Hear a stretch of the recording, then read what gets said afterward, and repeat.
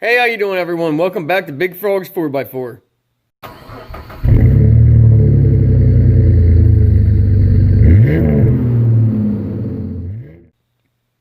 Today's episode, we're going to be looking at the unibody frame on my Jeep Cherokee XJ.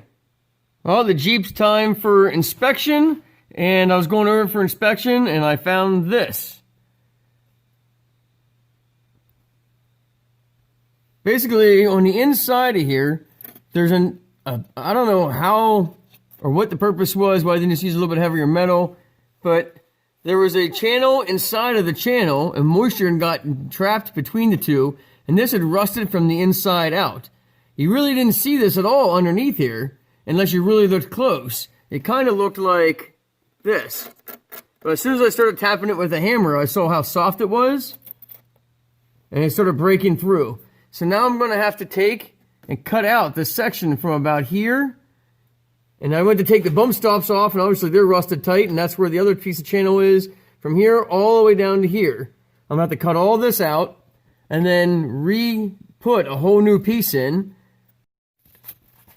Now I took a piece of cardboard and I made a template of that section of frame because obviously it's not straight. It has a curve to it, and it actually changes in thickness from here down to here and back. So I made a cardboard template, held it up there, put some magnets on, hold it in place, trace on both sides with a Sharpie, and then cut it out. And then I'm going to transfer this onto a piece of plate steel. Now what you can see is then I transferred that onto my steel. You can use a cutoff wheel and then grind it down. I'm going to use a plasma cutter and cut this out.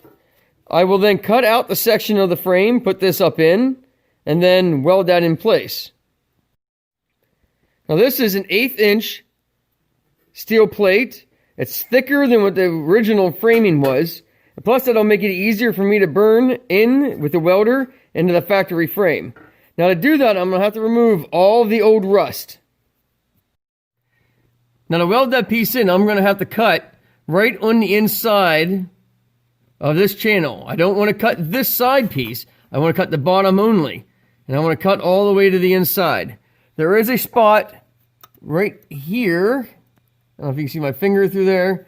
I am going to have to cut that out and then weld a patch piece into the side over here. And that's from about here all the way down to about here. So I'm going to have to then make a separate piece to put in there. But I'm going to do that after I put this piece in. If this had been perfectly straight, I could have just put a piece of L channel, cut this all out and put in a piece of L channel in there. But since it's not straight, I'm going to have to do it in 2 separate steps. As you can see, not long ago, I upgraded this to the disc brakes. And that's off of a Jeep Liberty. I honestly can't remember what year offhand. But it needed new drums and new shoes. And I figured, well, if I'm doing all that, I might as well upgrade the brake system. So we also have to do the park brake hookup for that as well. Has new park brake shoes inside, but I never hooked up the spring, the lever, to the park brake. So we got to get that fabricated as well.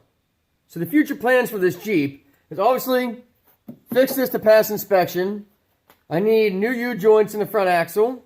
I will also be putting a wheel bearing in the front left. Let's see, it needs new leaf springs. We're going to be replacing the leaf springs, slip yoke eliminator, front and rear heavy-duty drive shafts. If money permits, I'm going to be re-gearing to probably a 456 gear and look into putting a set of 35s on this. Those are the future plans. Not all really soon, but as over the next year progresses, I want to give you an idea where we're going with the Jeep Cherokee. But for now, we're going to start with this, getting this fixed up. Obviously, it costs a lot of money for me to do upgrades and things like this to be able to teach you how to do it. And I really appreciate everyone that subscribes and shares the video. The more views I get, obviously, the more I'm able to do things like this. So share the video if you like it. Give me a thumbs up. And as always, God bless.